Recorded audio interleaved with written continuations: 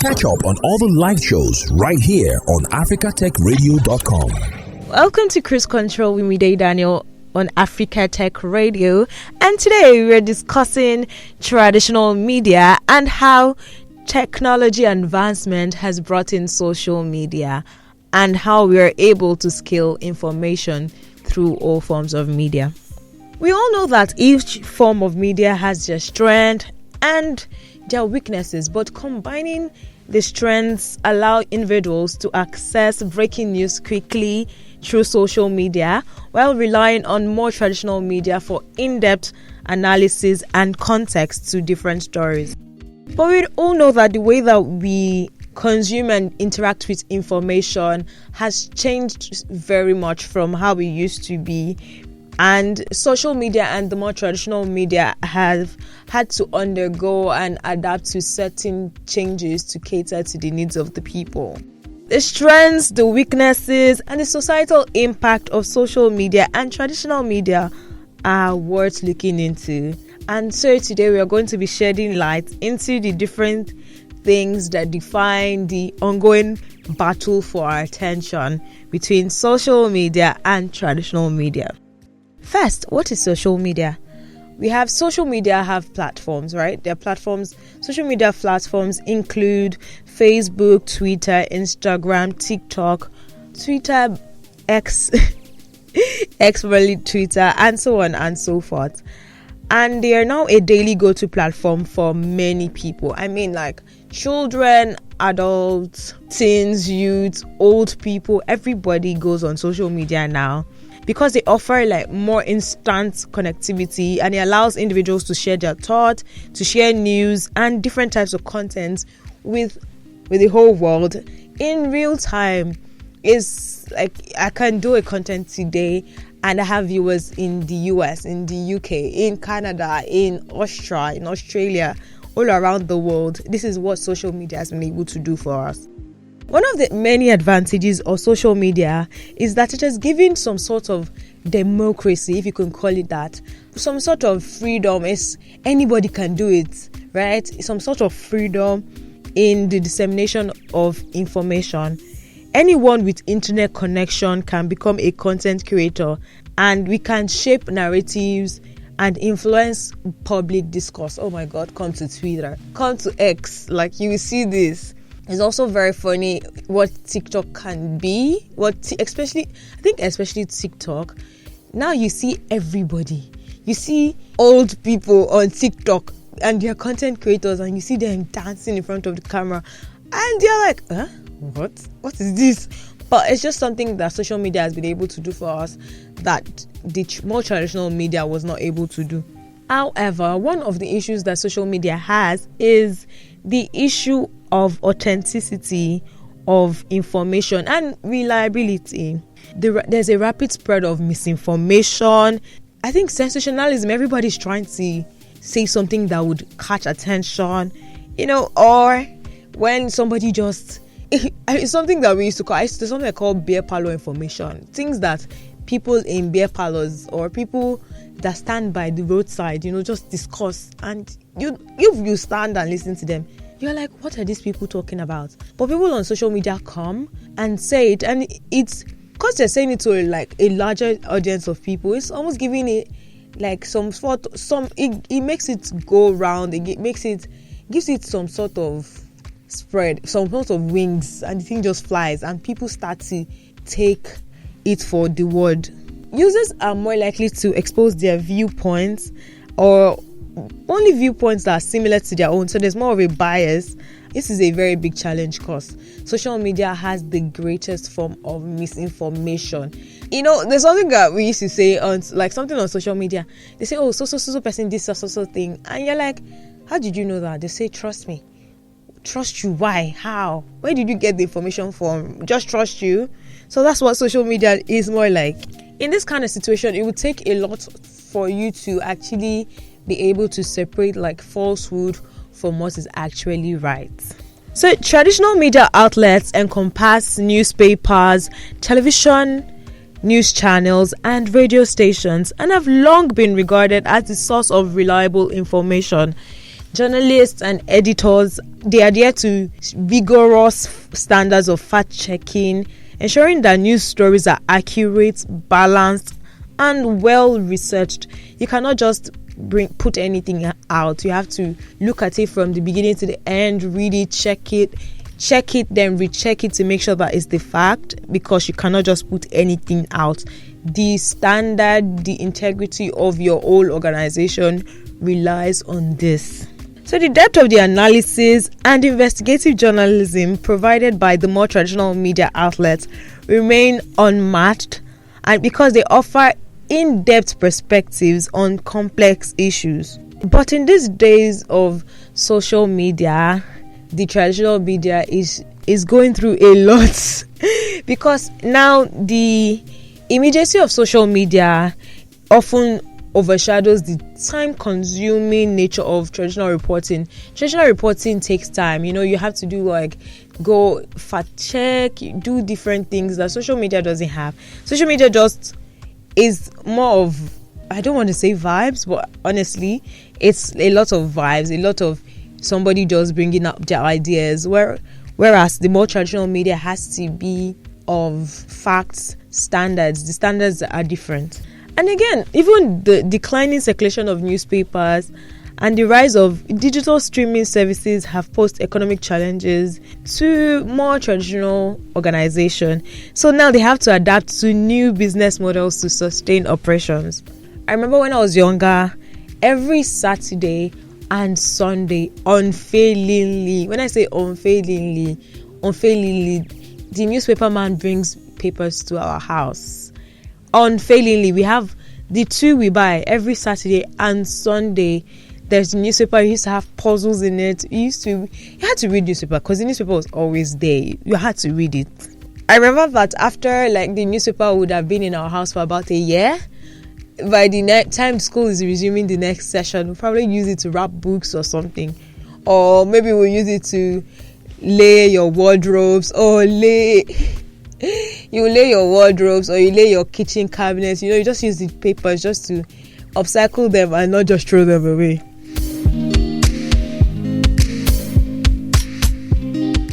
But nowadays, how many people actually buy papers? I can't even remember the last time I saw newspapers in my house, because now I see my dad on his phone and he's checking newspapers online. It's he has all these newspaper sites, all these TV stations, he has them on his phone and he's checking them, and well, what is newspapers when they cost so I feel like there are a lot of major differences between social media and the more traditional media, and one of them is source of information.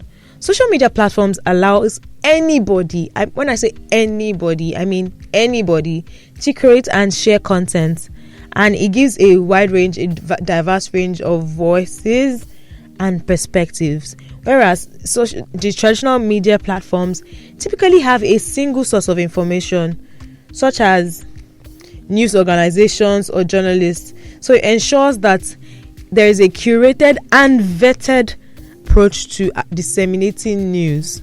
Social media has no gatekeeping function. So anybody can publish and share content, leading to issues of misinformation and content reliability.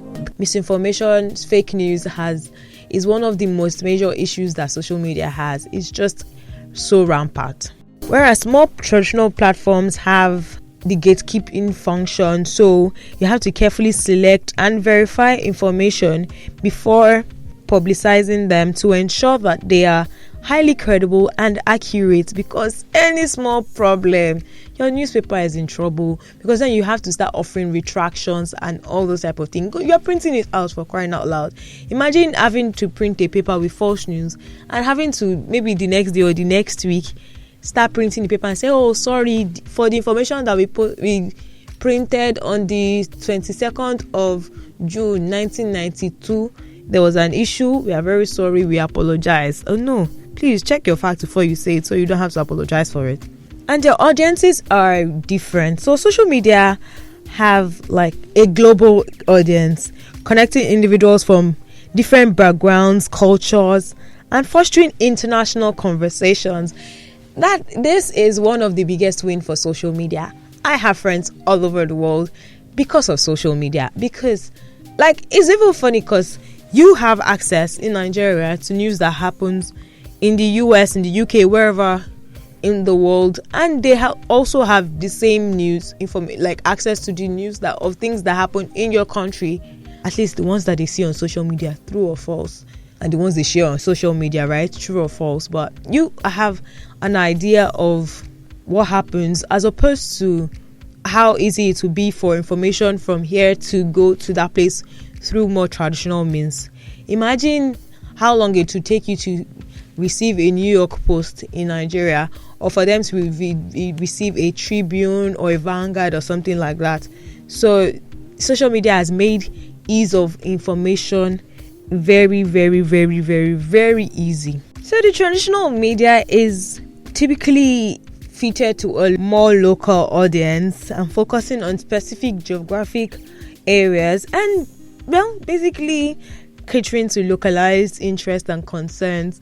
And then we'll have like mostly in the more local news, like the traditional news, it will have like maybe a segment for international information, and that will be that. And it's not easy for me in Nigeria to get the newspaper from someone in America or New York or the UK, and the same way it's not easy for me to get the newspaper, like a current newspaper from Ghana. It's not easy, it's almost very difficult, almost impossible, in fact, to get it by hand and not through social media. That's almost impossible, actually. Also, interactiveness. Social media platforms are very, very interactive. They allow users to comment, share content, and have engagement, and even have discussions in real time. And this is why even more traditional media are becoming more and more open to sharing their information via social media, just to make sure that they are moving with the times, because if not, you're just going to be there. Whereas the traditional media is typically non-interactive. In fact, Yorubas will call it asoromagbesi. Ero asoromagbesi. Like, you talk but you do not receive response, meaning that the audience cannot directly interact with the content, leading to a more passive consumption experience. And I think that's like basically the advantages or most of the differences both the traditional and social media have. Now, benefits and more like pros and cons. So the benefits and the drawbacks. For social media, some of the benefits are speed. Information spread quickly on social media, enabling real-time updates on news and events. Social media is almost like what we say. When people say bad news spreads faster, social media spreads even faster than bad news. Then there's a global audience, connects people worldwide and fosters international dialogue. That's why we'll be able to have conversation with people all over the world about happenings in just say in their city, in their countries. So they're more interactive. They allow for engagements and facilitating discussions, engagements, interaction, debates on issues. And they are cheap. Creating and sharing content on social media is relatively cheap. Relatively, because depending on each person. So I could take my phone, record a video and post it with natural lights, and it will just be a matter of me using my data, and that's like relatively inexpensive. And someone else can decide to set up a full ring light, use microphones. It's relative, really. It's relative, because it just knows that it leads to a freedom of access to spread information. One of the major disadvantage of the social media would be misinformation. A lot of applications are getting banned or temporary, not banned. Some are getting banned, getting banned in some countries, having some temporary ban placed on them, just to make sure that the spread of information is just checked, to make sure that what are you telling these people? Please stop feeding them falsehood. Lack of gatekeeping anybody can publish or share anything they want on social media, leading to dissemination of unverified and harmful content. In fact, this is why I think social media, at your point, I think YouTube said that I think earlier this year, YouTube said, okay, we're going to start verifying health officials, right? We're going to start verifying health workers, so that the kind of information, if you see kind of information you get from a verified health worker is going to be different from the information that you get from a non-verified source. And that is why social media platforms used to give the blue check. If you see this person with a blue check, you most likely expect that this person will have a more concrete information to pass than someone that is not blue checked. Well, that's before they started selling the blue check and have anybody that can afford to buy it actually put out information or have the blue check by their names. But it used to, that's like the way that they would have been able to be checked, but that is also not a way anymore. Now, addiction. Oh my God. Social media can be so addictive, leading to excess screen time and potential negative impact on mental health. This one is something that I've discussed over and over and over and over again. Being addicted, like I always say it, detox. I have a social media detox. Manage your time appropriately. It's not easy to do that, but you have to be able to balance your life. Don't spend all your I know people that spend their whole time on social media, especially all this short form social media content. You just stay there. It can be addictive. See, this morning I had something to do, and yesterday in the midnight I was going through Instagram and I'd seen this short video application and I downloaded it and I just found myself, and I was watching it was a 2 minutes video thing, but it started from episode 1 to episode 100, and I saw myself just watching it, and I was in episode 25, and I'm like, Mide, what are you doing with yourself? Are you serious? Like, why are you sitting down with your phone watching videos when you have something to do? Because social media is addictive like that. So we have to be very careful and try as much as possible to balance your time. Also, look up from your phone, please. People are outside too.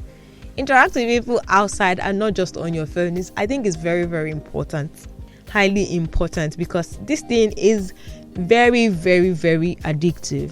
So now we are discussing benefits of traditional media. Trustworthy. Traditional media is more trustworthy. They're generally more trustworthy because they have like the gatekeeping function. They have accurate, reliable sources of news. They check their facts to ensure that it's correct.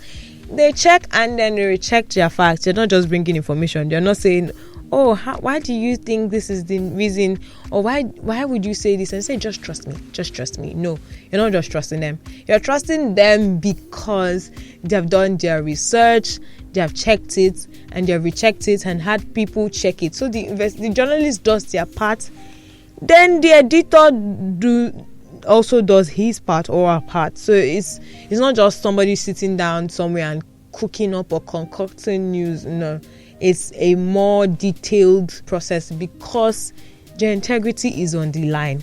Also, the quality of the content is more of a high quality. They have in-depth analysis, investigative journalism, well-researched reporting. They even bring people that the matters concern, right? You listen to, so every morning I listen to radio stations, I watch news on TV stations, and you just listen to people analyze this news, bring facts, people that are in the midst of these things, and not just somebody that says just two people having, as I said, beer parlor conversations. No, actual speaking facts, not any kind of just information. Also, they have depth. When they say something's deep, they provide comprehensive coverage of news and events, offering detailed insights and context on complex issues. Drawbacks: they are so slow. Traditional media is slower to disseminate information compared to social media because of thorough fact-checking and research. It can take time. This should not be a drawback, but because of the way the world is moving, it's kind of a drawback because we like fast things. We like information sharp. So because they have to take their time, it's more difficult. Also, they cater to a local audience. It's not like the one for social media where anybody and everybody all over the world can have access to your information. It's stable to more of people around you. It's gotten better these days where we have some local stations that are on they're on cable TV. We also have radio, different applications for radio. Now you have different streaming platforms that you can listen to radio stations through. It didn't used to be like, and you also have social newspaper platforms come on social media to do their things. It didn't used to be like that, but they cannot do it. They can't just still say stuff. They have to fact check and make sure that they're putting out correct information in order to not get in trouble. Because if you get in trouble, it's anything you say is more like is the law. If I hear something on social media, I'm more likely to go and check a newspaper or go and check a verified source, go and listen on radio or go and check a TV station before I take it for the word. So if the newspaper or the radio or the TV station I'm checking now says something wrong or gives a wrong information, you see that there are issues. These are the issues. They're also non-interactive. Unless there are shows that have nowadays social media has once again given room for all these people, local radio stations, TV stations, to have people call in, drop your comments on X, on Facebook, send WhatsApp messages. It used to be like, it's getting better. It can't be as good as social media, but is getting better. I can say it's getting better.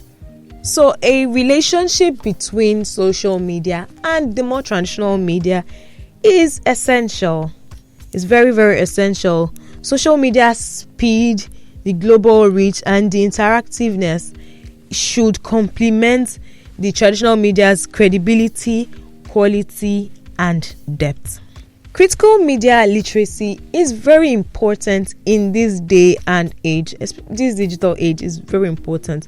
So people, consumers of information, must be able to discern between reliable sources and misinformation, ensuring that the information that they engage with is accurate and credible. So recognizing the strengths of both social media and traditional media while acknowledging their limitations will limit the complexities of modern digitalization, and it will facilitate a well-informed and critical thinking society. Simply stating that, embrace the strength of both social media and the more traditional media and let them work together for you, and we will become a more well-thinking, critical thinking society, as opposed to people that just listen to false news. Please, I feel like when people listen to false news or spread false news, it just makes them look a little bit uneducated. I don't know if it's just me, because you cannot be spreading false news, and because we're people, we place so much. It's like, I said what I said. Please, if you're going to say what you said, make sure that you are saying the correct thing. Make sure that you are passing the right information. Don't just say what you said. Don't just say what you said. Make sure that you are saying something correct. If not, you're going to look uneducated. And I'm not even talking about like illiteracy or literacy. Just going to look uninformed, and I don't want to use any bad words on anybody, but yeah, it just makes you look somehow.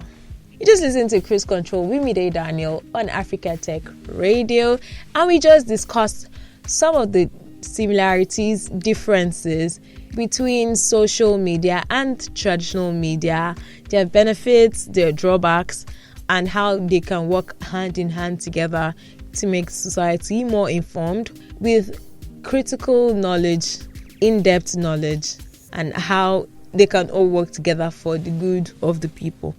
Don't forget to join the conversation on social media, Africa Tech Radio on all social media platforms, Africa Tech Radio on Google, Africa Tech Radio on all streaming platforms, Africa Tech Radio.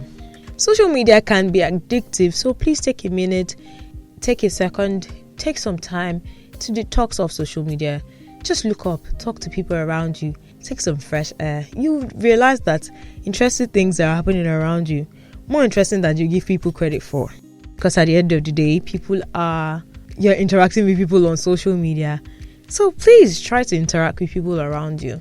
You'll be surprised. Keep listening to africatechradio.com. Thanks for listening, and don't forget to catch up on all the live shows right here on africatechradio.com.